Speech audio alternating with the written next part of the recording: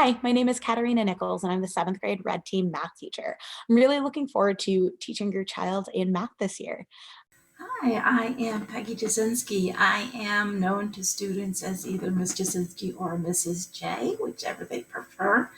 I've been teaching here at Boynton Middle School for the past 16 years and have really enjoyed working with seventh graders. I have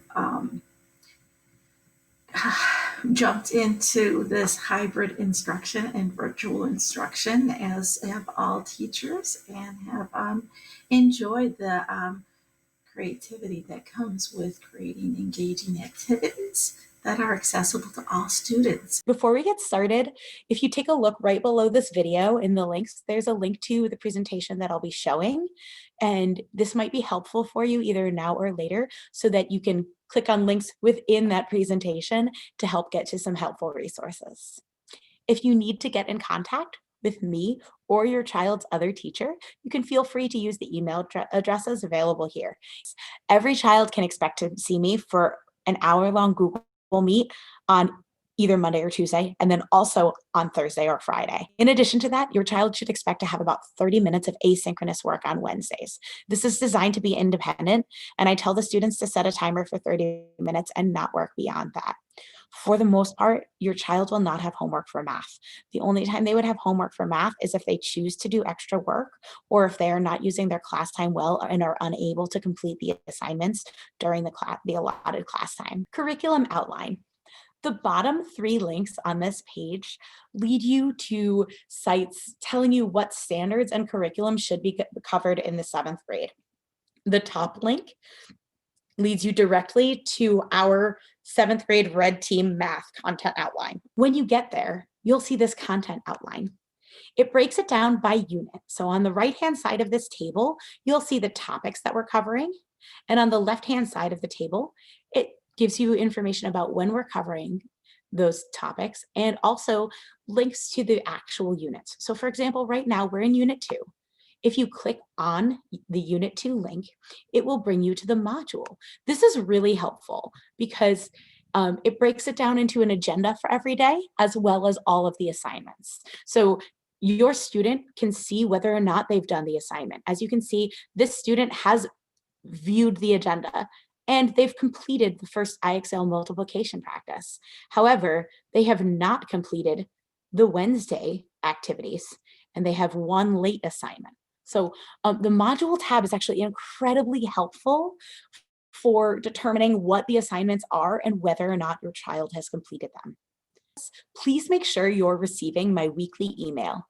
If you're not receiving it, there's a Google form available in the slideshow that will allow you to sign up for it. Additionally, parents can access Canvas as an observer, and this allows them to not only see what their children are expected to do, but get notifications as to whether or not their children have completed the assignment. So if you'd like information about how to set up that account, the link is available as well. Student communication is incredibly important. Students meet with me via Google Meet for 2 hours per week, and they also have an asynchronous assignment on Wednesdays. That assignment can be accessed either through the announcements or modules tab on Canvas. The announcements tab on Canvas is pretty informative, especially if your child has missed class. So if you click on any given day, for example, if we click on Thursday and Friday, November 19th through 20th, you can see from the title that the students had multiplication word problems in class and then a quiz. The slideshow that leads us through our lesson is available for students to click through. They also have access to a list of supplies needed for class, the day's agenda, and a summary of the topics covered in class. This is great as a resource for before class and after class, but it's also really handy for students who miss class for whatever reason. Additionally, for most class periods, the class recording is available on the Google Calendar event. I also have office hours. Students can drop in during my regular office hours time, or they can make an appointment. So I am available for extra help with students during my office hours, which are 12:10 to 12:55. I'm also available after school from 3:30 to 4:30 to help students on Monday, Tuesday, and Thursday. So if your child is struggling in math, please encourage them to come see me. I look forward to working with them. My YouTube channel has lots of resources from this year and from previous years that can help students if they're struggling. Grades look a little bit different this year at the 7th grade level. Your child should not expect to receive a 0 through 100 grade on most assignments from me. For the most part, I'm grading on whether or not a student has mastered specific standards. From the student or parent view, you can access the grades tab. Even though I'm not giving numerical grades on every assignment, this is an incredibly important resource for you and your student. You can see every assignment that's been submitted. And for each assignment, if you click the clipboard on the far right, you can see how the student performed on the different standards. If you'd like more details about the standards, you can click view longer description.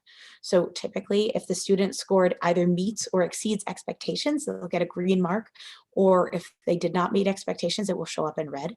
In addition to the assignments tab under student grades, the learning mastery tab is very helpful for understanding your child's progress. If you scroll down to the topics we are studying in math right now, you can see how your child performs on each of these topics.